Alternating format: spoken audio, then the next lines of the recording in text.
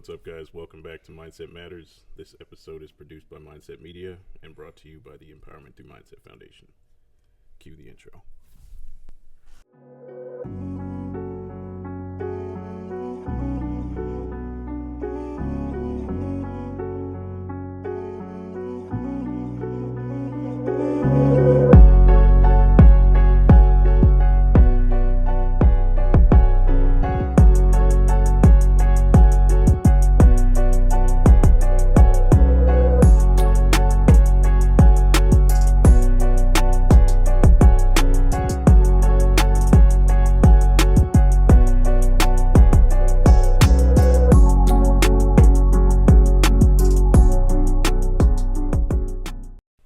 Welcome back, guys. We have with us a special guest. We have Jeremiah Stinnett. Woo!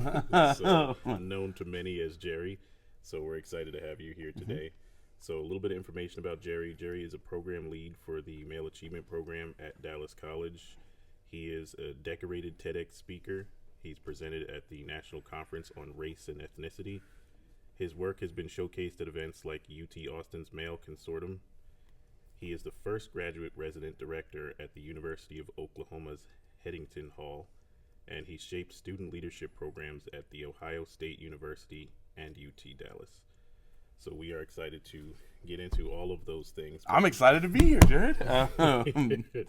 Glad to have you. Yeah. But before we go into those things, I kind of want to talk a little bit about your early childhood. Yeah. So tell us where you're coming from and how that's shaped who you are today. Absolutely. So, hi, everyone. I'm so excited to be here.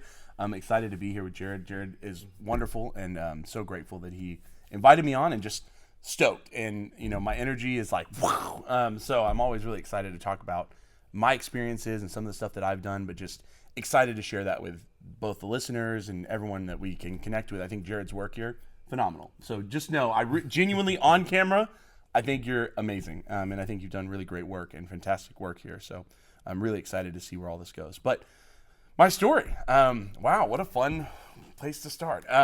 So I was born and raised in Oklahoma City, in a small suburb called Del City, Oklahoma. That's where I was born and raised. So my parents, I am one of 7. So I have 6 siblings, and we were all born and grew up in Del City, Oklahoma. So my mom, her family is all Lebanese. So my great-grandparents on my mom's side they immigrated here between World War I and World War II. And it was mainly to escape religious weddings that they had been placed into. They had fallen in love with each other over in Lebanon, and they decided, they loved each other and not the people they were to be wed to. So they switched religions. They became Christians. And they picked everything up and they moved to the States. So this would have been, back in the 1930s. And I'm very lucky in that my great-grandparents, they both lived to being, my great-grandpa passed when he was 97. So I was about 14, I think, when this happened. So I actually got to know my great-grandparents, and I was very grateful to have gotten to know them at the time and to meet them. So they're a really steadfast part of my childhood experience and just knowing what my culture and my history and my background is, because they lived in a kind of a Lebanese community in Shawnee, Oklahoma. And so Shawnee, there was a lot of Lebanese immigrants that had kind of collided there. And so I got to grow up kind of knowing and experiencing some of that culture right there in Oklahoma, which I think was really cool and a really big part of my own life and my own experiences. Because both my great-grandparents were Lebanese, and both my grandparents were Lebanese, and then my mom is full 100% Lebanese. My dad is white. He's traditional trucker, Oklahoma white. So it's a unique kind of mixture there. So, you go every holiday growing up, it's like you go, I got to go to the white side of my family, got to go to the Lebanese side of my family. Very different cultural experiences, I think that kind of shaped a little bit of who I am as a person. It's kind of, I think that all of our cultural and lived experiences sort of build the picture of who we are. And this is a big part of who I was, is, someone who kind of was able to walk the line of culture and had to kind of do that growing up in order to understand where am I going? What am I doing? So it was a really cool experience looking back, right? Very lucky to have gotten to have and shared both those cultures. and especially, I was very inspired by my grandma, who she just recently passed about 2 years ago, because she was a lifetime educator. So she worked in higher education, had her PhD from the University of Oklahoma. She worked with one of my favorite professors I had at the University of Oklahoma. And they built the program that I now have a bachelor's degree in. So my grandma had a huge impact on the person that I ended up becoming.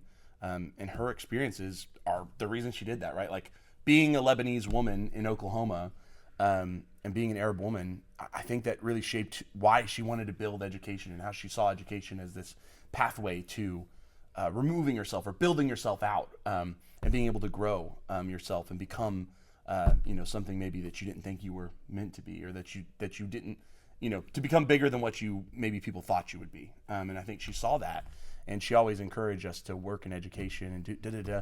But, none of my family members, so my siblings, none of them went into education. So I'm the only one that kind of pivoted towards that personally and career-wise. But, so I learned a lot from my grandma, and she kind of built who I was. So backing up a little bit, sorry, I went down that rabbit hole. But so culturally, that's a big part of my childhood, right? So being Lebanese and being Arab American, and understanding like what that cultural lived experience is, was a big part of growing up. I was born in 94, and as many people know, in 2001, there was a big incident, September 11th, which I think led to a lot of xenophobia and cultural negation towards Arab Americans. There was just a lot of problematic and circumstantial things. And I think being a young kid, at the time, I think I was in first grade or something, and trying to comprehend that at that age, like that all of a sudden, like people were angry or upset or like hated you just for like existing.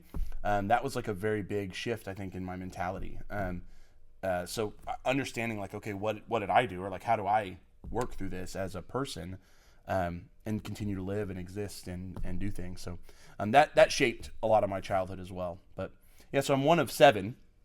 I have 6 siblings. They all have very diverse career paths. And I think growing up around people like that really made it to where like I'm I think part of my social personality comes from just having so many siblings, right? I don't know. Jared, do you have siblings? I'm like, I don't know. I have 2. 2. Okay, see, right. So I feel like growing up with siblings at all, though, like it just kind of shapes like I don't know, like my siblings and me, it's a big part of who I am. Like we socialize, we talk to people, and I never had in my house, I didn't have peace. So it's like I lived like when I was little, my room was like in the living room. Like me and my 2 little brothers, we didn't have enough rooms in the house. So like we had beds like just in the living room. That was just how we grew up, right? Like, so the idea of like privacy and peace, like just what, it was a lot of screaming, yelling, kid stuff, just being a kid.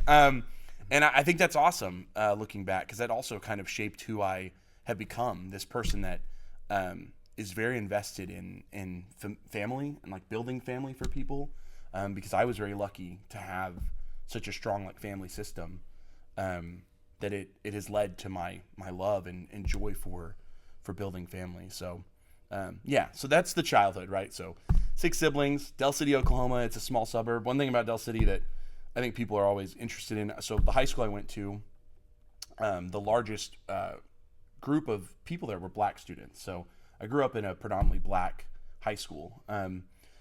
As a kid, I didn't think much of it. That was just sort of my experience, right? But I had a very big like culture shift when I graduated high school and I moved to Norman, Oklahoma, where I went to undergrad, the University of Oklahoma, where there was a big shift, right? Where I was around predominantly black people, and then all of a sudden I was in this predominantly white space. And growing up, I never felt like othered. I always felt like I was a part of that culture, family, everything in my childhood growing up. I felt very connected to it. Suddenly at OU, I felt very othered. I felt very like out of place. I felt like my whole personality had to shift if I wanted to survive at that school, because of just the this is gonna sound crazy, the whiteness of it. I don't know how else to put it. I couldn't, I didn't know how to navigate that space. There were just certain cultural expectations that I had never learned, that just didn't make sense to me. And so it took a lot of time just to adapt and to feel like I I had a space at OU and that I had a purpose there and that I needed to be there. There were multiple times when I started my undergrad there that I thought about just leaving. I thought, well, I don't really belong here. This feels, I feel really uncomfortable. Well, I don't really know what I want to study, blah, blah, blah. And it just made me think, well, maybe I need to leave. It really took until about partway through my time at OU when I met a professor, Dr. George Henderson. So he is a civil rights leader, someone who had done all this work in progressing and building that era. And he was the first black homeowner in Norman, Oklahoma. So he was the first black person to own a home in Norman, Oklahoma, which I think is like massive, the courage of that man. And just it was crazy to have him as a professor and to still know him. He's quite old now, but still teaching, which is crazy to me. But he kind of shifted my perspective. I'll never forget, he asked this question to me, and I talk about this in my TED Talk, but he asked this question to me. He said, Jerry, why are you, why not just pretend to be white? He was like, your dad's white, you're white passing, why not just pretend to be white? And he meant it in a very thoughtful way, because he wanted me to not think about he doesn't think that I should do that, but he wants me to understand why I'm not doing that. And that question ended up guiding my whole life forward. That's when I kind of had that moment where I was like, oh, there's a reason why I've embraced my heritage and my culture and the people I grew up around and my family and the people that I call family. And that totally shifted my perspective. I was just mind blown. And I think that's when I first had a moment where I went, okay, yeah, I think the things that he does for students, I should do that. That's what I need to be doing, because I'm gonna change lives in the same way. That's my calling. And I really saw that in him, and he empowered me to do so. And I'm very grateful for him, because I think without Dr. Henderson's goodwill and energy, I'm not sure I'd be career-wise where I am today. I think that question really shifted my mindset. And so after that, I don't know if the listeners or anyone knows, but there was a massive, actually race-based incident that occurred at OU. Some fraternity men were caught doing a historical chant for their fraternity that was incredibly racist, and it led to this massive tonal shift at the college. And I was a junior going into my senior year when this happened, and I had the opportunity to kind of be a part of the movement to help educate others. I'm like, hey, this is racist and here's why. Which in my mind, if you watch the video, it's obvious why it's racist. But I was a part of that, and all of a sudden I got to be a part of this team that was helping to educate and inform my peers, and that kind of led me to the National Conference on Race and Ethnicity. It led me to my master's degree, and it led me to my future career paths that I ended up touch pointing at Ohio State and UTD, and now here at Dallas College. I think all of that kind of shifted when I had Dr. Henderson, and then this thing happened, and I was able to be a part of the change that mattered in that moment. And I said, yeah, this is it. This is what I'm going to do. And I found myself in that. So it changed me and transformed me, I think. So yeah, that's kind of my life story in the most bulleted point, fast track version. I think that there's a lot of small stuff you can dig into there, but I think the big thing is knowing that it all comes down to family for me. I see my students, I see everyone that my friends, as well as just the people in my life as a part of my family, truly. And that is how I've always embraced people and said, this is, family is so important in my culture. And in Arab culture, the family unit it's everything. At the end of the day, that is what we are here for. And that is how I've said, well, I think that I have, every person I meet can be a part of that family if I let them in and give them that space. So it's just inspired and engaged my whole life. And yeah, so family has become my model, my vision, my perspective. And I'm where I am now because of it. So Yeah, I think that's the broad strokes, Jared. So I don't know. There's a lot of good stuff in there, but you take it or leave it. Really, that's amazing to hear, because it's nice to see. There was such a straight line as far as you could watch the progression of your passion for education, starting with your grandmother, with Dr. Henderson, and then turning the incident on the college campus, and then following you through the other accomplishments that you've made. It just makes a lot of sense why you are who you are today. Yeah.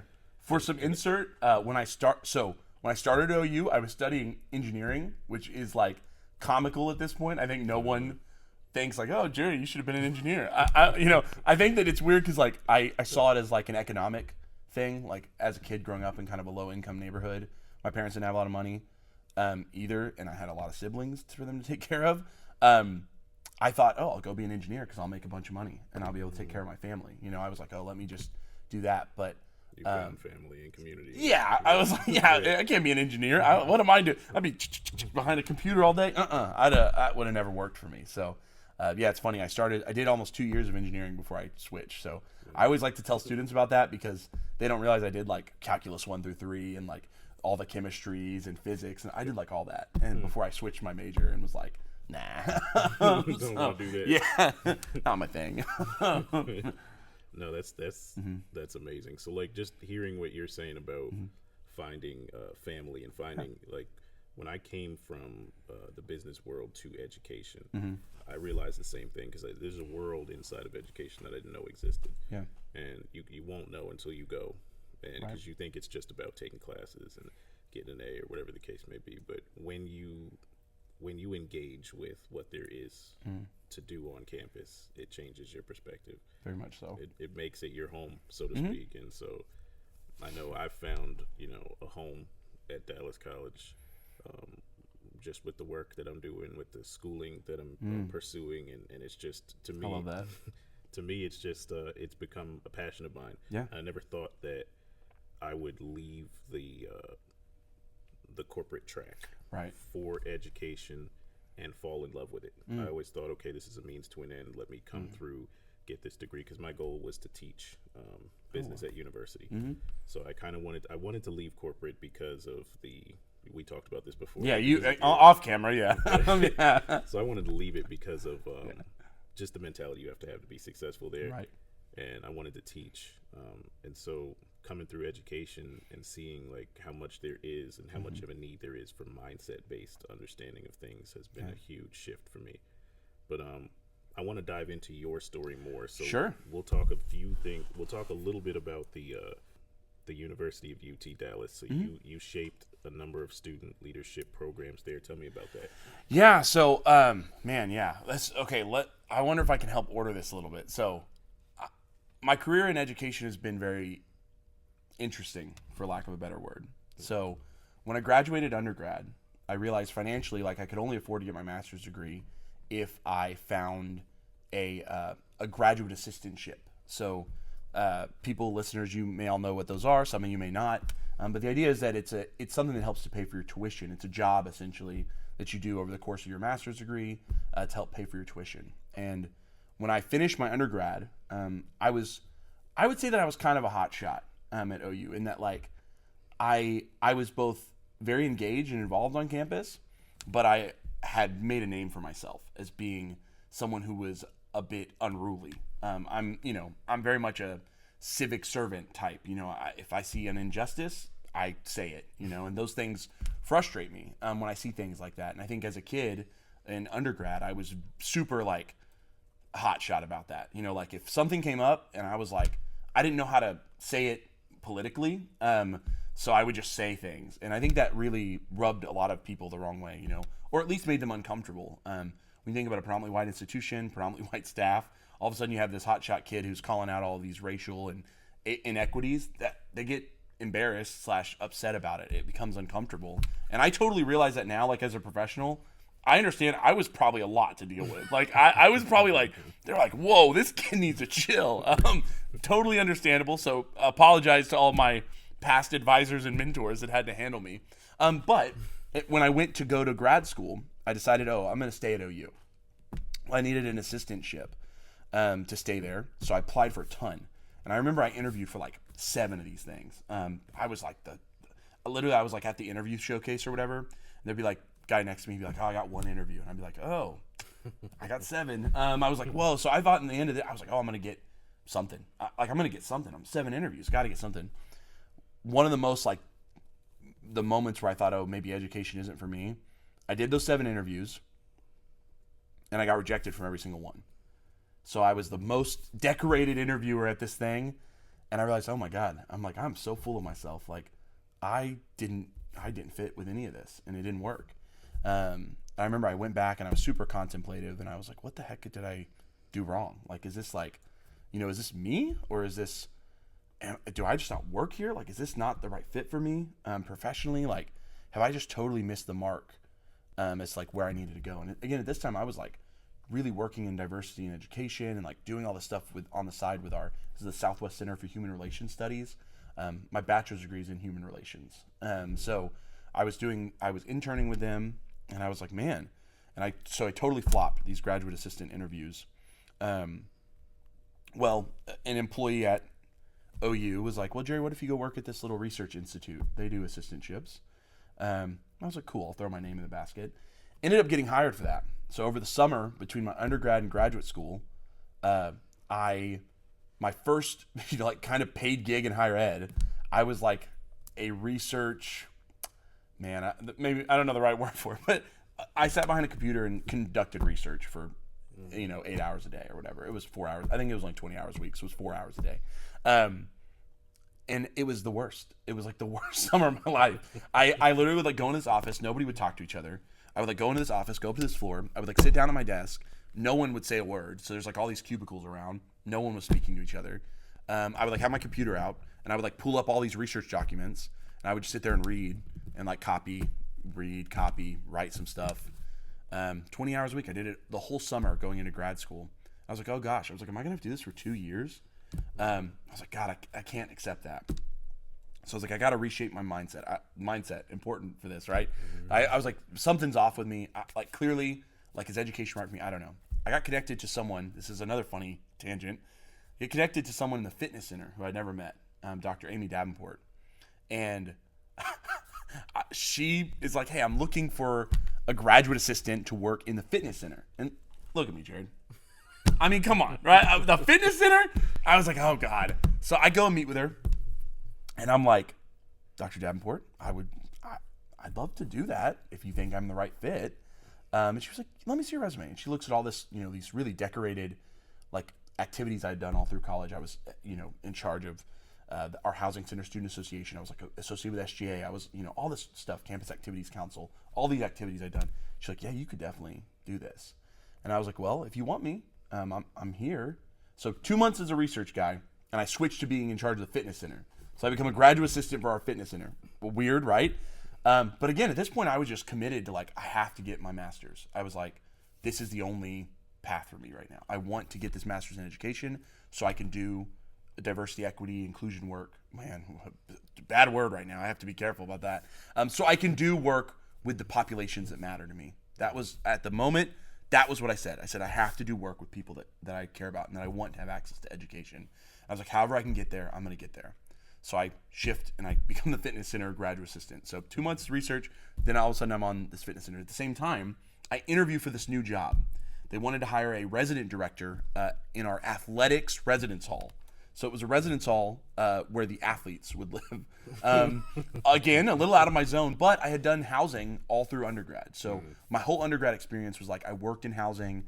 I oversaw housing initiatives, activities, all this stuff. So all I did was like in the residence halls, like all through my undergrad. I lived on campus all 4 years of my undergrad. So I never left campus. But so I was really committed. I loved the family aspect of that too. But I really wanted this resident director job at this new hall. I was like, okay, maybe I can pull this off. I had gotten rejected from the regular residence halls. They weren't fond of me. And I understood.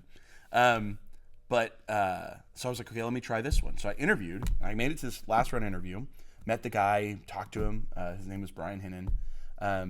And he seemed really interested in me. And I was like, oh, maybe I'm going to get this. And this was like right as I was doing the fitness center thing too. And he rejects me. And I was like, shucks, So I go ask him, can I get some feedback? I'm really struggling right now. not really understanding what I'm doing wrong. He gave me some really nice feedback, and I really appreciate it. It was one of my favorite. Brian Hennon gave me the best feedback I've ever gotten after an interview. Like, I always ask that question when I interview. I don't know if you do. Some people do, some people don't. Just to see like what we can learn from what we did wrong. Brian gave me like the best feedback I've ever received. So I went, I took that, I learned it best I could, got this fitness center thing. So I started doing the fitness center thing. But circumstances change, Jared. So 2 months into working at the fitness center, I'm now starting my master's degree at that point. I get a call from Brian Hennon. And he goes, "Hey, Jerry, I think I made a mistake. I hired someone else instead of you. And I don't think she was the right fit. So we've let her go. Which means I have an opening. I think I should have hired you to begin with. What do you think about coming over and doing this with me?" And I said, "So it's brand new position. I get to kind of formulate what it looks like." He was like, "Yeah, this is going to be your breaking ground with this position." And I was like, that sounds like the experience I want in education. I want to be able to break ground, change the dynamic, the system. This is important to me. Go talk to Dr. Davenport. I said, "Listen, I know I've only been here 2 months. Again, not well suited for a fitness center. I think I'm going to go work for an athletics residence hall." Also questionable, right?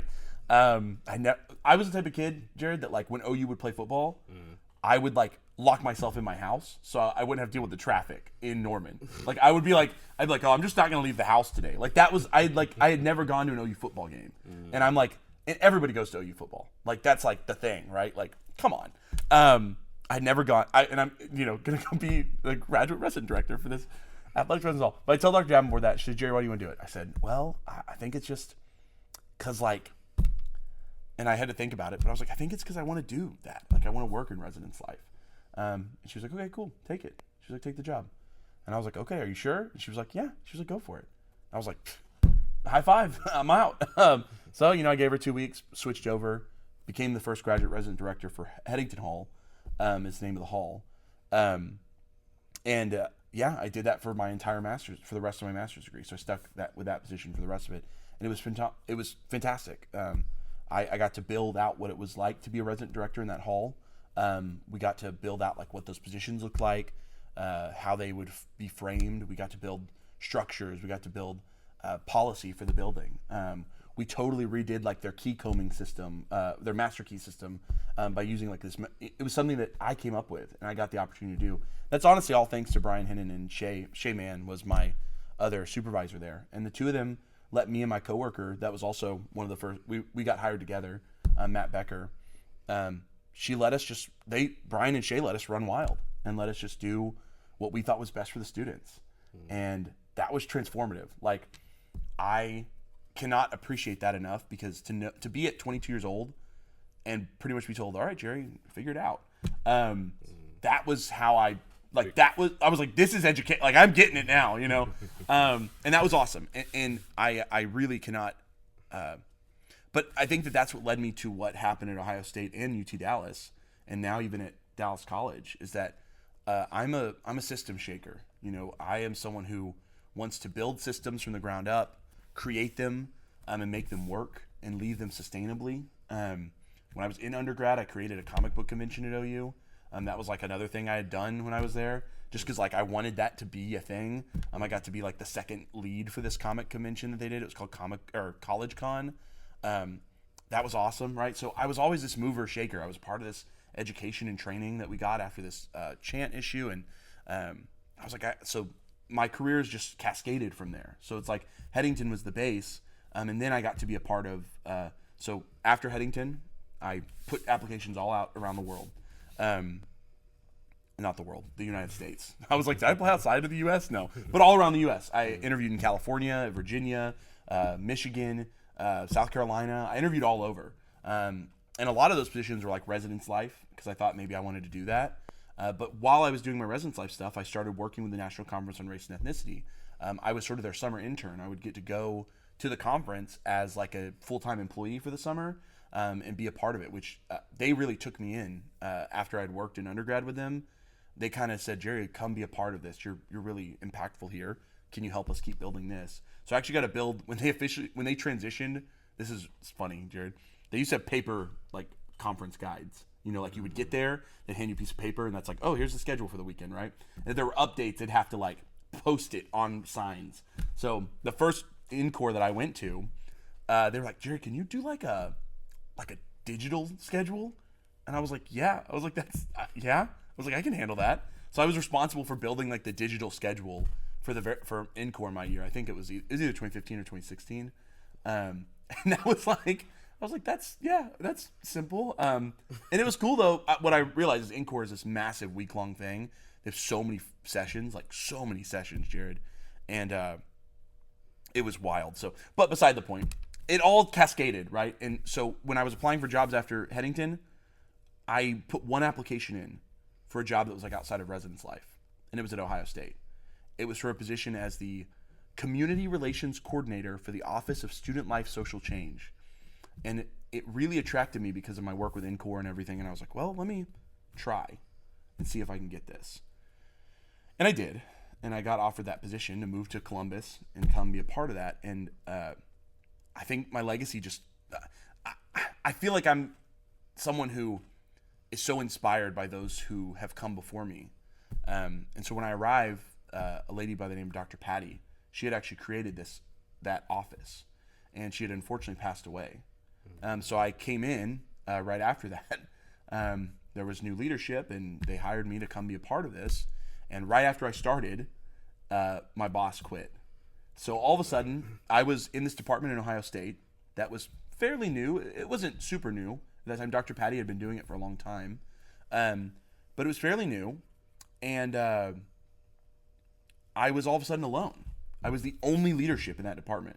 So I was like going to like vice president of student affairs meetings at like 24 at Ohio State. Wow. They were like, Jerry, come, you have to come to these big director meetings with like the vice chancellor of, I was like, oh, cool. So I would like sit in there. I'm 24 years old.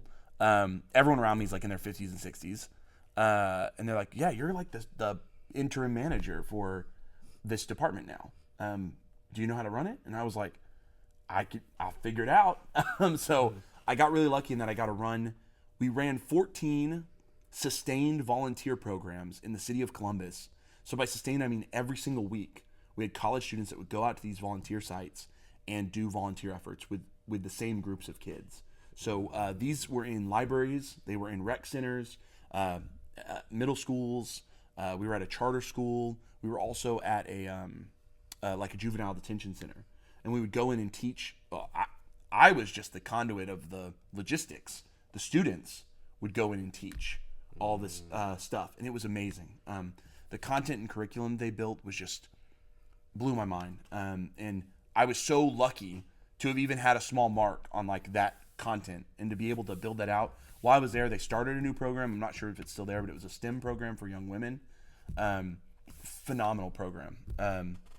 But yeah, so all of that happened while I'm in Ohio State. And while I'm there, my wife is like, I don't like it here. So I was like, oh man, that's a bummer. So I again have to have this tough conversation. I'm 13 months into working there.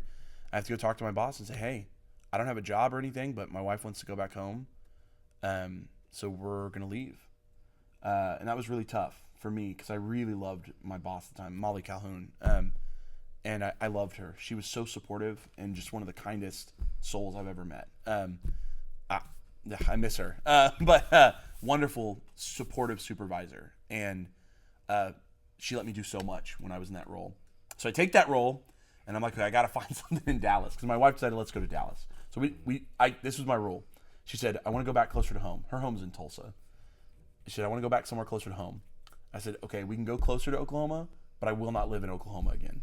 I was like, anywhere but Oklahoma. I was like, where can we live around Oklahoma that isn't Oklahoma that could, work? And she was like, what about Dallas? So she ended up getting a job at UT Dallas first. So my wife gets a job there first. And so I started applying an interview to try to work there with her.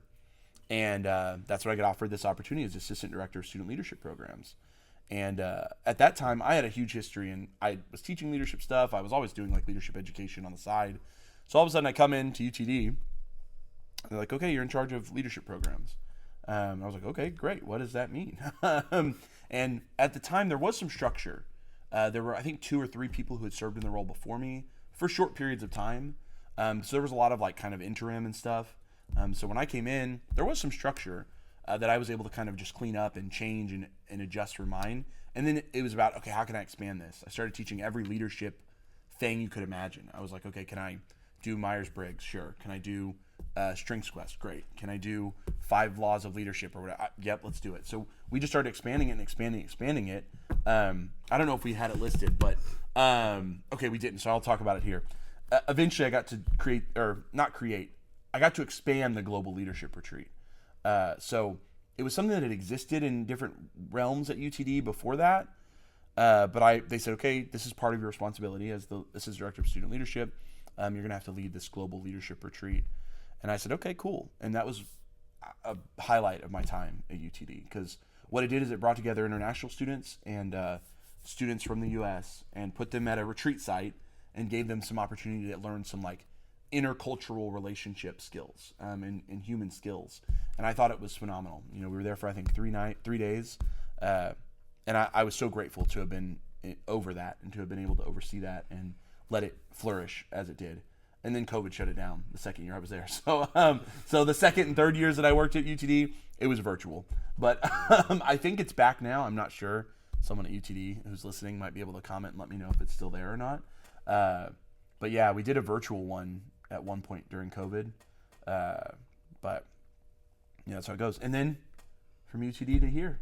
So that was a fast track, but that's kind of that was my like career timeline. And, I have a funny story with this job too. I was super happy with my job at UTD. Honestly, I wasn't even like job searching. But when I was in grad school, I had the opportunity to create a men's program at the University of Oklahoma. And it didn't end up, it might exist in some capacity now, I'm not sure. But I created this outline for like a research group I was a part of that was sort of like a men's, what would it look like if OU had a men's leadership group? And I had that opportunity, so I took it and created it, and I was like, man, this is what I want to do in higher ed. I was like, I want to do like men's programs, specifically like working with underrepresented, marginalized groups. How can I do men's programs like that? And it's because when I was in high school, I had a wonderful mentor by the name of Joy Ahmed, and she created a men's program at my high school. And so when I was a sophomore in high school, she tapped me and said, hey, I want you to be a part of it. It was called the Men of Distinction. And so here I am, 15 years old or whatever. And I'm like, yeah, I'll be a part of Men of Distinction. I didn't know what it meant at 15. But for the next 2 years, my junior and senior year, I became, I did so much through that program. And it was all because Miss Ahmed, she just was so committed to empowering us. And her whole thought process was, let's get as many students together, these young men, and they will create what is needed. And she was so right. And I watched as that program flourished, and I got to be a part of it. And then at OU, I kind of, it sat in the back of my head the whole time. So in undergrad, grad school, I finally get, okay, well, I want to try to make my own. I got to try to do that. And then all of a sudden I go and do this career at Ohio State and UTD. Then all of a sudden I'm sitting there at UTD one day, and my wife sends me a link. And it's Dallas College Program Lead Male Achievement Program.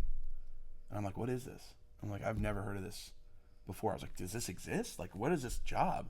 I remember I emailed HR at Dallas College, and I was like, what is this? I was like, what is this program? Because at the time it was like, because of the transition from DCCD to Dallas College, a lot of information like hadn't been, it was like hard to find stuff on the internet about like what it was. And I didn't know that because like I was just at UTD. So I had no idea that Dallas College was even going through a transition or like any of this. So I couldn't find anything. So I emailed HR. HR sent me an email back with like some information. And I was like, okay. I was like, I think that sounds like something I'd like to do. And I was like, once I started to really comprehend like what it was going to be, I was like, okay, yes, this is exactly, I literally told my wife, I was like, this is my dream, like in higher ed, to make a program like this. And it sounds like I'm kind of at the, like if I get this job, I'll be like at the front end of it. So I apply. And I'm very lucky. My supervisor now, Gabe Randall, he interviews me. I'll never forget. It was a 30-minute phone call or Zoom call. It was on Teams call. So Gabe's on the other side, and Katie Lanius, Dr. Katie Lanius, she was the other person who interviewed me at the time. And what became my coworker now, one of my close friends, Anand, who was a program lead at Eastfield here at Dallas College.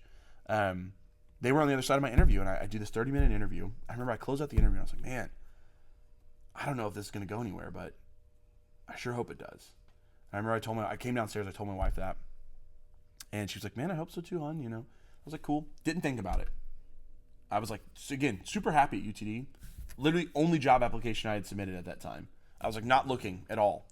And Gabe calls me like the next day or two or something. Hey, we're going to offer you the position. And I was like, cool.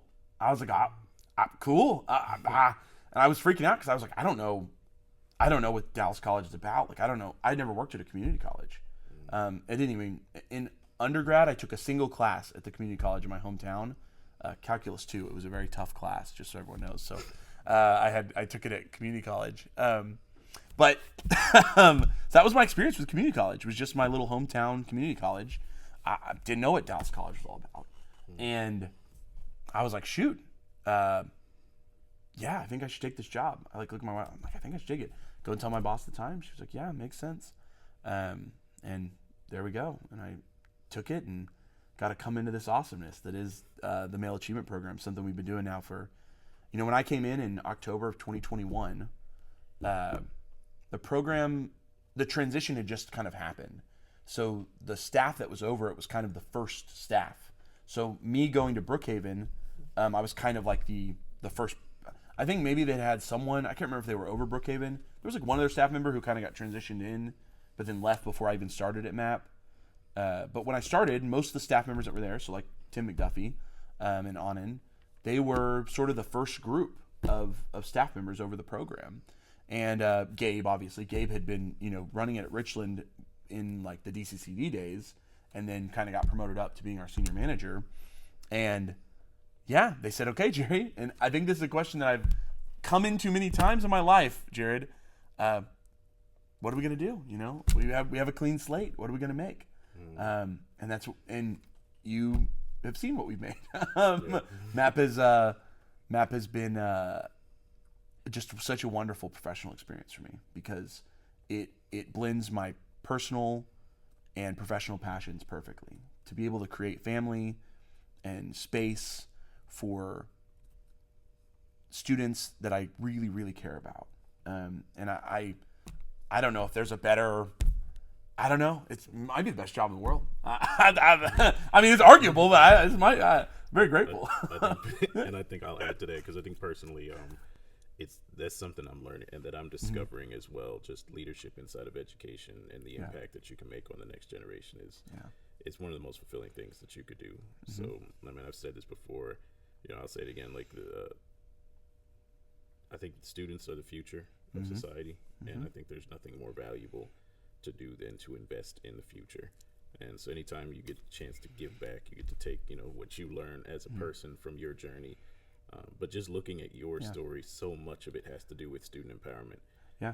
And so much of the mission behind both the Empowerment Through Mindset Foundation and then even Dallas College is surrounding student empowerment and being able to see what you were able to do with the opportunities that you took on to really kind of build out programs and initiatives. Yeah. If you had to speak to a new student who's coming through about the importance of student empowerment and student leadership, what would you say?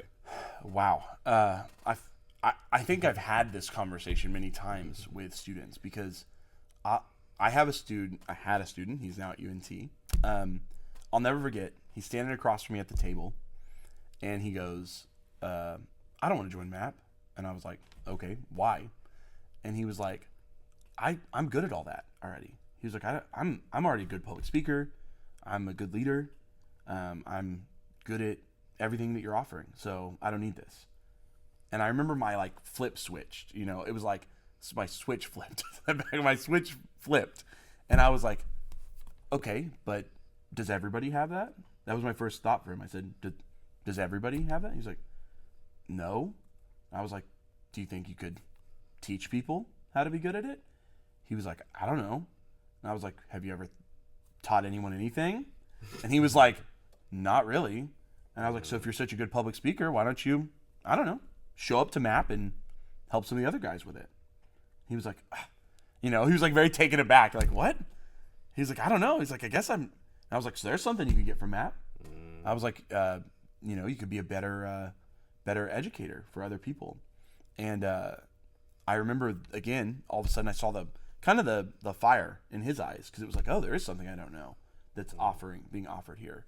And for me, leadership in education and the value of it comes down to the social skills of it, right? So your classroom education is going to teach you the certifications, the technical skills, right? But if you just go to class in college, you're just going to get on the other end with technical skills and certifications, like and that's great, but so is everyone else. Every other person that you just graduated with and walked that stage with has the same exact technical skills and certifications. Right. So what makes you different? What have you done to do something different? And that's what is so wonderful about student leadership and empowerment, is that it gives you an opportunity to build this portfolio of who you are, that's so much bigger than your classroom experiences.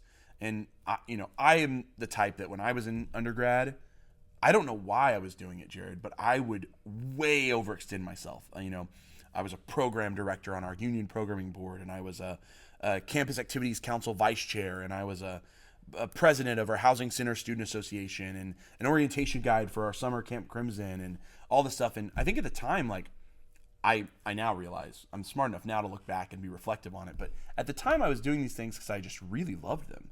And I was like, wow, I really love what I'm learning and the people I'm meeting and the experiences I'm having. And I realized that I just really liked people's stories. And that has led me to my career in education. I was an engineer, thought I was going to be an engineer, and then I became an educator because these experiences actually led me to realize, oh, this is actually more what I did. And that's the power of all of this stuff, is that it can help you better understand the direction you want to go with your life. I always say that if you come to college and you're undecided, you'll figure it out, because something somewhere will catch your interest.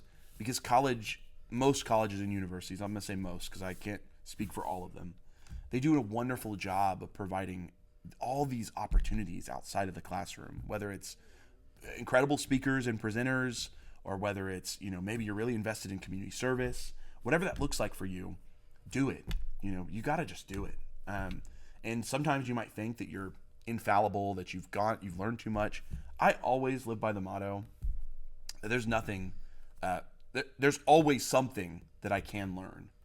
Genuinely, like I think that I'm a great public speaker. That doesn't mean that I'm just like the best. I didn't like plateau and I was like, that's it, public speaking done, I'm the best.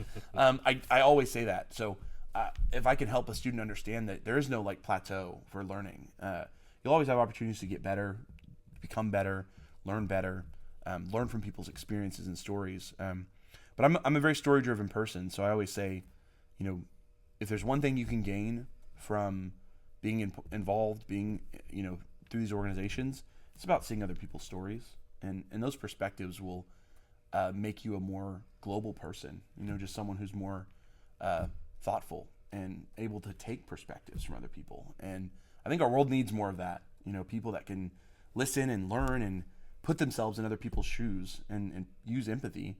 And that would be my hope for every student that I work with, is let me help you see that there is something to learn here. There's something to grow, and let's do it together, because why not? If you need someone, that's what I'm here for. That's my thought when I talk to a new student. And that's kind of like it's the reason I love sharing stories on this platform, is because the power, like, story is one of the most powerful transfers of information. Knowledge transfers very effectively through story, both in retention and academic performance metrics. And so I just think that I've always fallen in love with story. I love to read. I love to talk to people about their stories as well. And, just the more that I've engaged with you, the more I've realized there's a lot of similarities between myself and you. I as well was born in 1994. I know, yeah. I knew we were the same age. I did know this. And also, I've been accused of being too active before as well. So, like, hearing that from you, it just kind of, it kind of validated, because sometimes I would step back and I'd be like, you know what, maybe I am just, doing a little too much. But I just loved it. You know what I mean? I loved being able to find ways to provide value for people, find ways to give back. And I wanted to see all of the different spaces in which I could do it. And I think part of probably for you too, just the figuring out, like, okay, I'm figuring out what I like. I'm trying to hone in on something. Yeah. Right. And so that's kind of all of that early activity inside of education has really helped to hone what I really want to bring forth as far as value. And it's a large part of the reason why when I founded the Empowerment Through Mindset Foundation, that the mission was the way it was, because I learned a lot through that experience. And so I just think that, when it comes to that, I think we're cut from the same cloth. Yeah, absolutely. Do you want to hear my biggest crash out? When that happened when I was Let's hear it. Because this is my word of caution for those of us that are over involved, because it came for me in a big way, and I'll never forget this experience, because I do believe this. I believe that failure and rejection, they are learning experiences. Truly, like one of my favorite books in the world is called Becoming Rejection Proof by Jia Zhang. Wonderful book, but essentially he was having a tough time processing rejection, so he forced himself to get rejected for like 100 days straight. And he was like, to help process that feeling, right, of getting rejected. Wonderful book and story. He has a TEDx talk as well. But so biggest crash out, because I think this is important for student leaders, anyone to hear, because this did happen to me, and it will happen, Jared, unless you're careful and take care of yourself, and sometimes do things for Jared, because it comes for us all. But yeah, so I'm in an undergrad, and I'm the king. I'm doing everything. It's my junior year. I'm running all the shows, doing all the stuff, just absolutely stretched thin. I'm the kid that from 8 a.m. to 8 p.m. I was doing something with the club. I was president of this, on the leadership board for this, blah blah blah blah blah. So earlier I mentioned that in undergrad I was a part of this thing called College Con. It was a comic book convention, and I was super passionate about it because that's like my personal hobbies and interests. So I was like, I wanted to host this amazing like campus Comic-Con that would be free for all students. That was like the vision behind it. And I got to be a part of it my sophomore year, but then my junior year I got put in charge of it. They were like, okay, you're the chair of this now. So I kind of helped to formulate it when I was a sophomore, and I was in charge. And as a part of that responsibility, I had to do a lot of other things, because I was on like a group. It was a programming board, so we were a bunch of students that helped put on events in our student union. So that's where it was part of. But obviously all I cared about was like the one event. Like all I really cared about was College Con. Like that was like, I was doing this position just for that. But all these other responsibilities were kind of overwhelming, and I was constantly having to go to all these other events, volunteer at stuff. I had to plan a whole other event like in the spring before my event was in the fall before my event, which was in the spring. So I had 2 events that I had to plan, all this other stuff. But on top of that, I was the president of a whole nother club that was like taking up a lot of time. It was like I had to work like 20 hours a week for that one because they paid for my housing. And then I also was like a Camp Crimson orientation guide. I had gotten selected for that. That was a really big responsibility because we were like hiring 300 like small group leaders for our summer orientation program. It's a really fantastic orientation program, by the way. Different story. But so I was all this stuff, and I was running around like crazy to put on this College Con to make it happen. And my advisor at the time, which Zach, just know I love you, buddy. I'm happy we've gotten in touch since, but I love you if you're listening.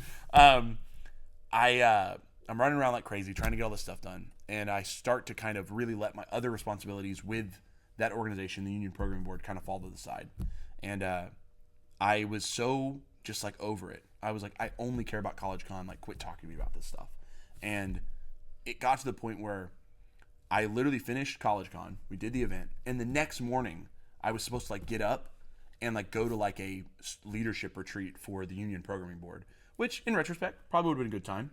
But I was so over it. I just like texted Zach, and I was like, I'm not coming. I'm not going to that. I was like, I'm tired. The event's over. We killed it. Moving on. So the next week, I think it was the next week. It may have been, I don't remember how long time passed.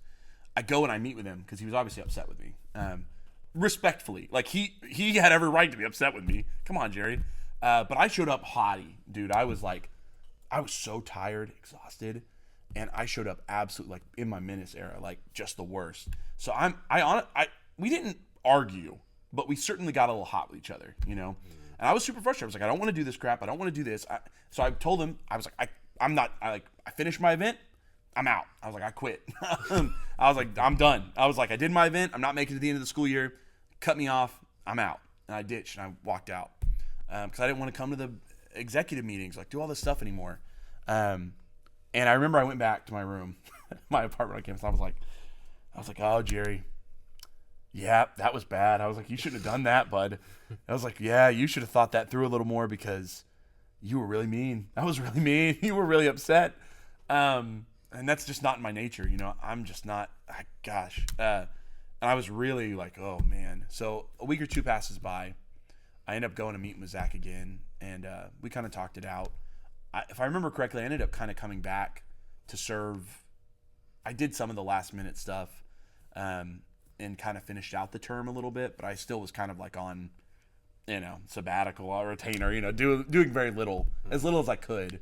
But that's when it dawned on me going into my senior year. I was like, hey, I need to not do that again to myself because as much as like 100% this was my fault, I realized that it was because I had just overcommitted myself. I was in too many places at too many times and I was exhausted and I didn't realize I was exhausted. Like I thought I was fine, but once it was all over, I was like, oh wait, I'm unwell. Like I'm not well.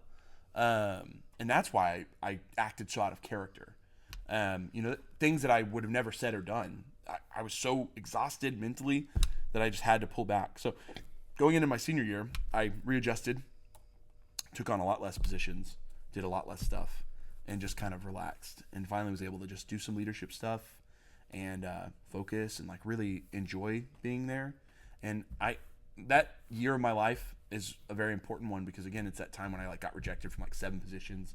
Again, I think that it came to the fact that I was on all these things. I think I just was so burnt out. I'd become snappy. I'd become very difficult to work with, I think, because I was just so like, you ever have those moments, Jared, where you're like so passionate about something and you don't want to see it fail, like so bad that you become so over like zealot, like you're like, this has to go this way because I love it so much. Yeah. That's right. I think people get that way, right? Like it's just part of it, right? Sometimes I don't sleep. Yeah. Because of that. It's just like, well, if I stay up a little longer and just kind of work out on a few more of the details, and then maybe that'll, you know, it's just and like, so it's like you're so passionate about it, and it's not that you mean any harm to other people. Like you don't want to be mean or you don't want to say something the wrong way, but all of a sudden, and again, I was young, I was 21. So I crashed all the way out. But my senior year, I readjusted. I really refocused. I deleted Twitter. That was actually an important growth moment. I'll never forget because I used to crash out on Twitter, dude. I was like, oh my god, I have to delete Twitter. I was like, Twitter, get out of here. That was like one of my big moments. I was like, Twitter's gone. No, that was So and that's I think it's what got me refocused and readjusted to go into do it. But sometimes we crash out, sometimes we crash and burn, sometimes we burn out. This episode is sponsored by Twitter. Yeah, no, oh my god, so done. But no, yeah. So that's my crash out moment, and I'll never forget it because I think if I did not fail as heavy as I did in that moment, I wouldn't be the man I am today. Like I think that is when I realized like that's not the person I want to be. You know, right. The person I was becoming in these moments, that's not the Jerry that that's not the Jerry that I've been. It's not the Jerry I'm with my friends and family. It's not the Jerry that I am anywhere else. Why am I all of a sudden acting like this here or like in this space? Like no, I need to be more true to myself and be clear that like I'm not can't get like that. And I'm a passionate person. I really am, and that passion will never go away. But how can I authentically like channel that through myself and use that to empower and move other people and make them feel well and one of the highest compliments I ever got, a student once told me that when they came in my office and we would talk, they would leave feeling better. Even if things weren't fixed or solved, they left just feeling elevated. And I realized that's the Jerry that I always want to be. You know, I want to be that when someone leaves an interaction with me, they feel elevated and they feel like this person really is invested in me. And I started practicing that everywhere. You know, it's like, how can I do that with my friends? How can I do that with my family? How can I do that with my bosses? You know, how can I, make them feel better when they talk to Jerry? Yeah. and it's language, you know. It's like we have to be like that. better about like being Yeah, I like that right. a lot. And I want to speak to that because Sure. I kind of made a similar shift in mindset. I don't think I've ever crashed out. It's just not in my nature. Good. Don't avoid the crash outs, team. Daniel likes to kick chairs. Yeah. Hey, no crashing out, Daniel. But I don't think I've ever crashed out. But what I've realized as far as like I've gotten overloaded to the point where like I just have to shut down. Like my head hurts. I can't think anymore. Right. And so what I've learned is like the passion that you talked about, channeling it. I try to channel it through people. Oh yeah. And so I just try to channel it into the way that I realize that having a good team around you is important. Having people who understand the mission and the vision of what you're trying to accomplish and who are willing to contribute to it. If you pour into them, then they're able to take on some of the aspects of it. And they're able to put their fingerprints on it, and it ends up being better because of it. And so that's something that I've learned a lot, especially working with the foundation, just trying to pour into the different student leaders that are involved in pushing it forward. And I enjoy those conversations. Like I know I said Daniel he kicks chairs, but I've had some really cool conversations with him because like we connect on the passion for what we do. And so just being able to see that in another person and then just trying to give them the experience that I've had with having passion. I think that's an important shift for people is just when you're able to, like when you have so much to give it to people, give it and let them take it and run with it. So I think that's kind of helped ease a lot of my angst, if you will, or just, you know, I mean, I don't really sleep that much, but I sleep more now. We live. You know, it's fine. We're getting a little old, Jared. It's like we gotta take better care of ourselves. Sleep a little more. But honestly, that was something that I had to struggle with. Yeah. And in hearing the way you talk about it, like I'm gonna try to start using even some of your mindset in that process as well. Just like how do I make sure that I'm not managing, but how do I make sure that I'm not coming across as being just like overbearingly busy, right? How can I create a refreshing influence on the people around me? So I think that's something I'll try to look into more as well. Oh wow. But go ahead. One of the most powerful tools any leader has is trust. I genuinely believe that. If a leader does not know how to be trusted and to trust those on their team, those they work with, they will fail. Trust is imperative to the success of a team. And the moment that trust is broken, it's incredibly difficult to repair. I truly believe that. And what you were describing, it sounds like you are finally getting to that point where you can trust other people and move past this, like, I think that as people that are like us, you just like, you want things to be Jerry's way or whatever it is, right? But just being able to trust that the people around you are going to make something so awesome and unique to themselves too, and those blends is what's going to make this end product be so awesome.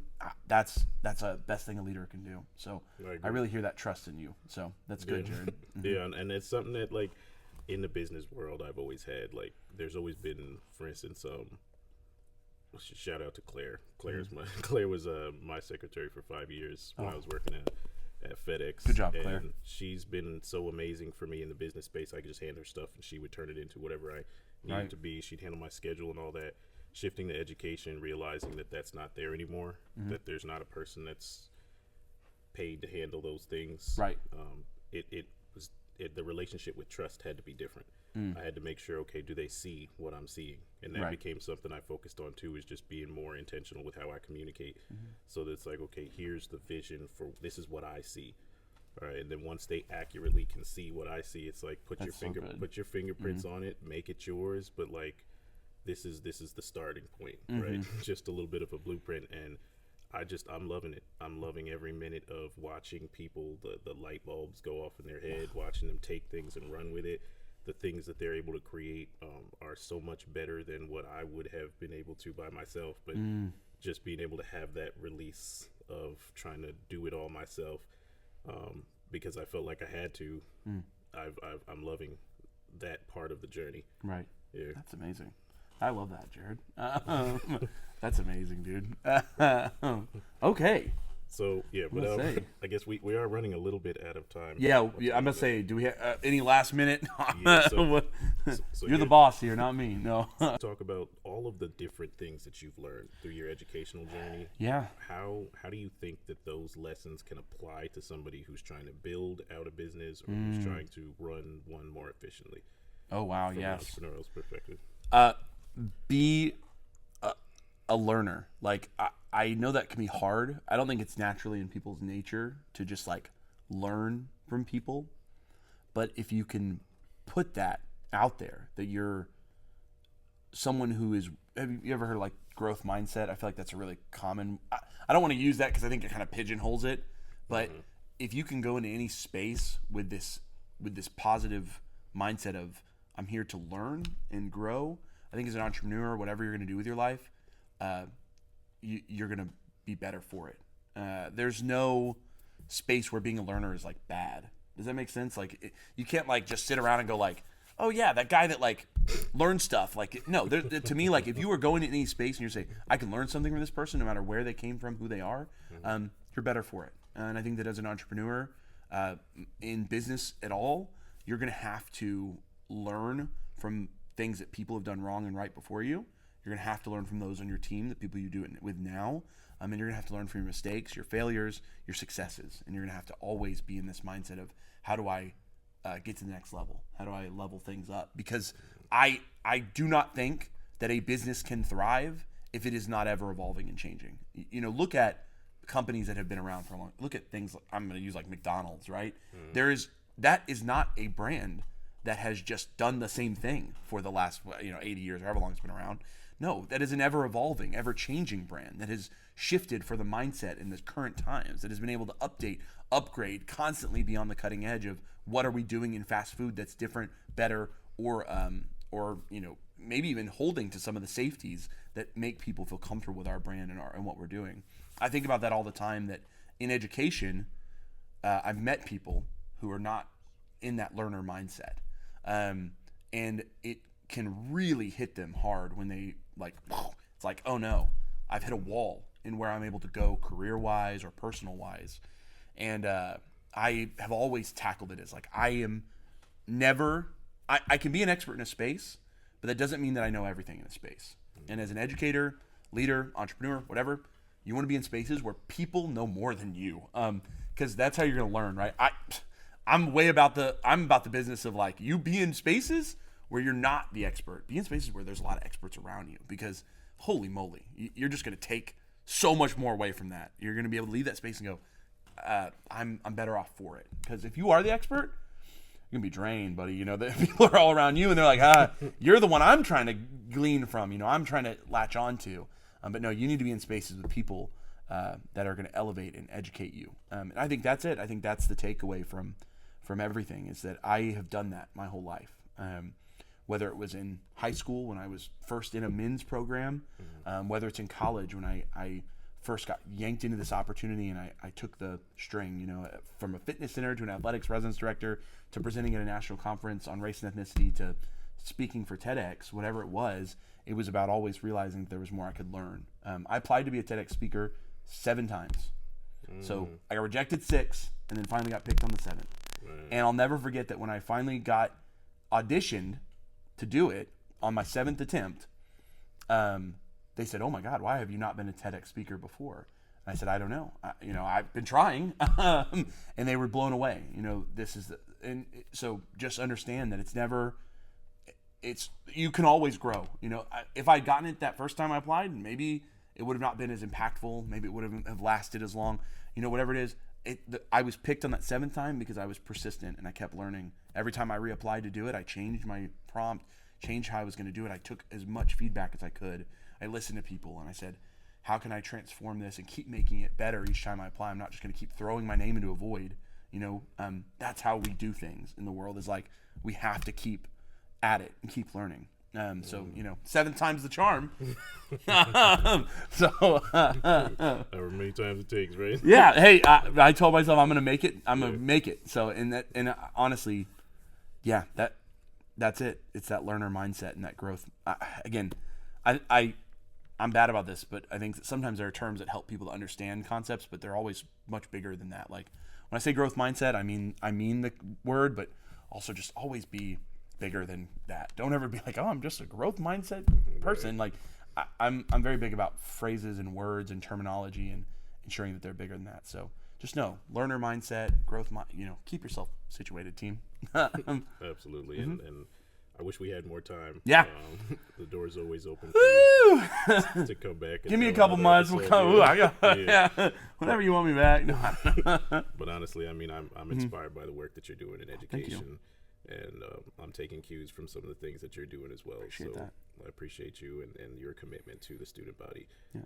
So if you guys found this episode to be helpful, please like, subscribe, comment, hit the notification bell, and always remember, mindset matters only for the hardworking.